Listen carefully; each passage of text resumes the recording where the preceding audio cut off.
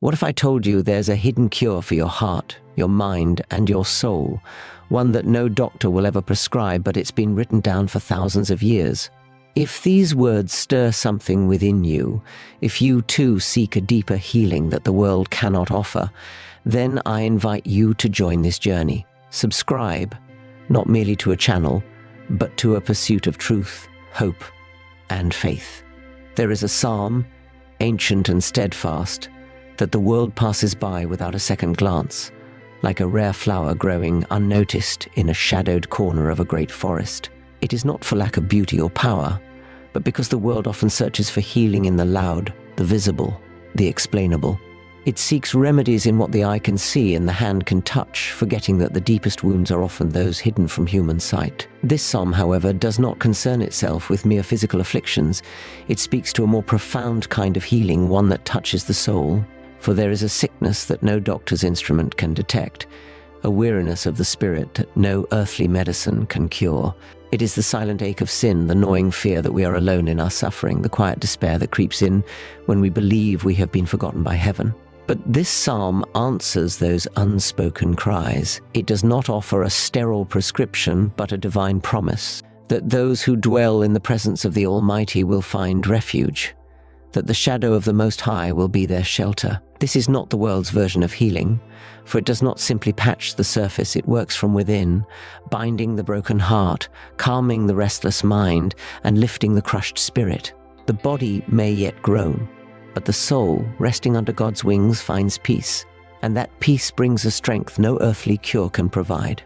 Just as the body is prone to sickness, so too is the heart. Though its ailments are less visible, they are no less real.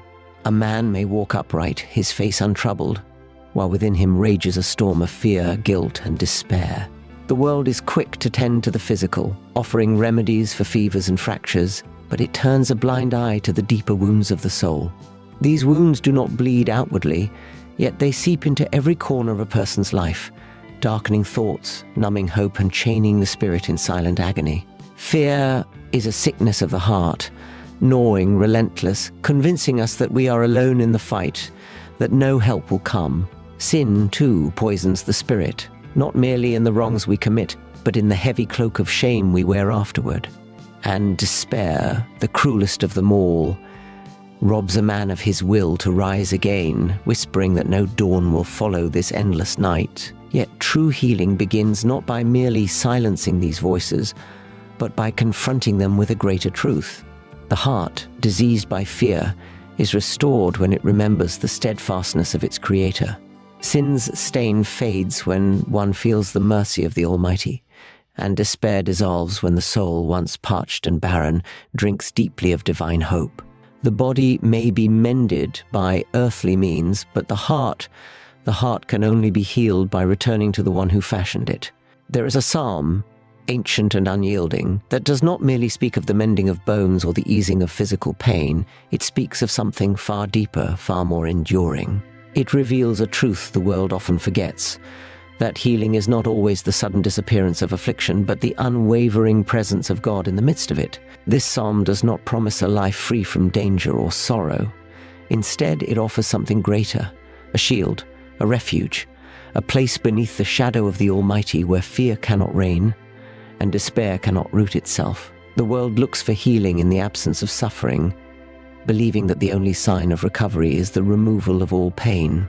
But the psalm teaches us that true restoration begins not when the storm ceases, but when we realize we are not alone in the storm. It speaks of a God who commands his angels concerning us, who covers us with his feathers, and whose faithfulness is a rampart and a shield. The healing this psalm proclaims flows not from mere physical relief, but from a heart anchored in trust.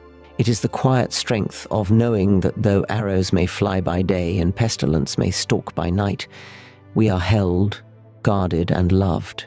The body may still groan for a time, but the soul, resting in God's protective embrace, finds a peace that surpasses understanding. It is in that peace, that unshakable confidence in his presence, that true healing begins. Tell me, have you ever felt a healing that touched more than your body, one that reached your heart and lifted your spirit? Share your thoughts in the comments below. Let this not be a monologue, but a gathering of souls seeking the same light. Modern medicine, for all its brilliance, can only go so far.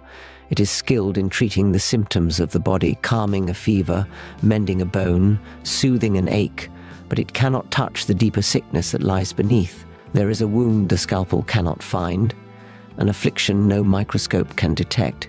It is the wounded soul, the heart weighed down by guilt, fear, and a silent longing for something this world cannot supply. The world busies itself with curing what is seen, yet ignores the root of the disease. For what good is it to bind the body if the spirit remains broken? What use is it to quiet a cough if the heart still cries out in despair? The soul suffers not from lack of medicine, but from lack of meaning, not from a scarcity of cures, but from a scarcity of hope. Faith, however, goes where medicine cannot. It does not merely ease the symptoms, it seeks the cause. It lifts the eyes of the suffering from their pain to their healer. Faith reconnects the soul to the great physician, the one who knows every hidden hurt and secret sorrow. It reminds the heart that it was not made to carry its burdens alone, that there is one who bears not only our sins but our sicknesses. When faith rises, it does not always remove the pain instantly, but it renews the spirit. It brings a peace that steadies the heart and a hope that whispers, though the body may falter, the soul shall stand unshaken. The psalm does not weave a tale of a life untouched by suffering. It does not offer a path lined only with ease and comfort. Instead, it speaks with a more profound, more honest voice, a voice that acknowledges the darkness while proclaiming the unwavering presence of light. There is no promise that we will never walk through the valley of shadow, but there is a greater promise that we will never walk it alone. God's assurance is not the absence of trials, but the certainty of his nearness within them. The psalmist does not say that no arrow will ever fly by day, or that no pestilence will ever stalk by night. Rather, it declares that when these dangers come, there is one who stands as our refuge, a fortress that will not crumble, a shadow under which we may rest. The world demands guarantees of safety and comfort, but God offers something better, his presence. He does not shield us from every storm, but he stands beside us in the tempest. He does not always still the raging sea, but he anchors the soul so that it is not swept away. This is the promise, that when fear presses in, he is nearer still, that when sorrow weighs heavy, his arms bear the greater load. We are not told that suffering will never find us, but we are assured that when it does, we will find him, unchanging, unyielding, and ever faithful.